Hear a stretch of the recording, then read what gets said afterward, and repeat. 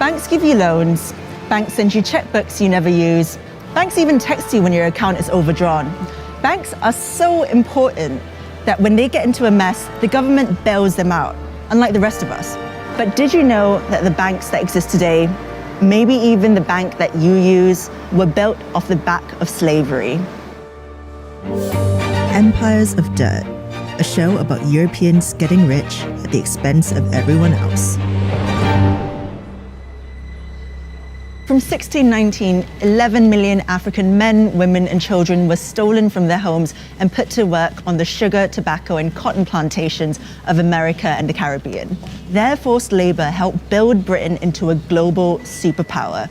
And even after slave owning was abolished in Britain, the British taxpayer still paid £20 million. That's 40% of the national budget, or 16.5 billion in today's money, as compensation for slavery. No, not to the slaves. The money went to the owners. Not a single penny was given to those who had been enslaved. The amount borrowed was so huge that the debt wasn't paid off until 2015, which means that if you paid tax at any point before that, your money went towards compensating slave owners. All four of the UK's largest high street banks have been linked to the slave trade by way of these compensation payments for their loss of human property. Barclays Bank was founded out of a merger with a colonial bank that helped fund the British Empire, and several senior Barclays bankers were involved in the slave trade.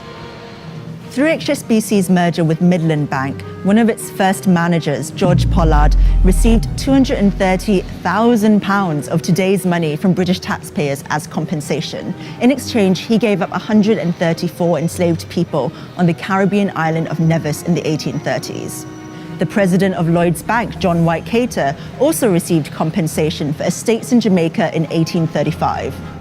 And 27 former members of the Bank of England were linked to slavery in the 18th and 19th centuries, including 11 former governors. Even after Britain abolished the slave trade in 1807, we continued to profit off it.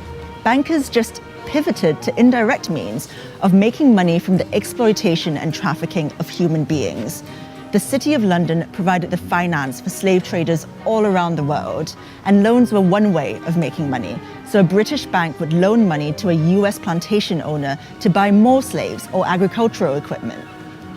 If you think mortgages are secured against the land you own, think again.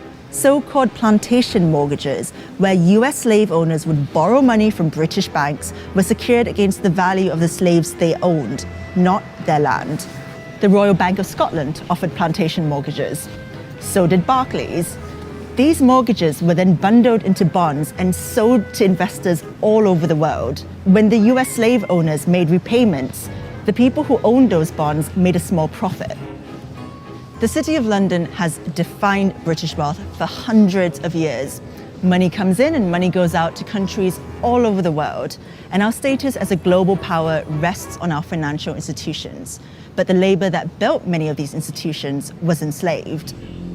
Iconic buildings like the Guildhall in the heart of the City of London epitomise Britain's involvement with the slave trade.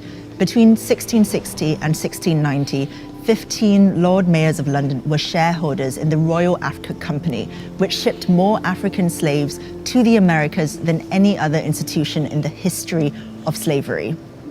A statue of William Beckford Sr., twice Lord Mayor of London, still stands in the Guildhall to this day. Beckford grew rich off the toil of slaves he owned on 20,000 acres of land in Jamaica. The Royal Exchange was the heart of the City of London, where stocks were bought and traded from all over the world. It was funded by Sir William Garrard, who helped to develop the Moroccan slave trade in the 1500s. So the blood and toil of African slaves literally helped build the bricks of the City of London.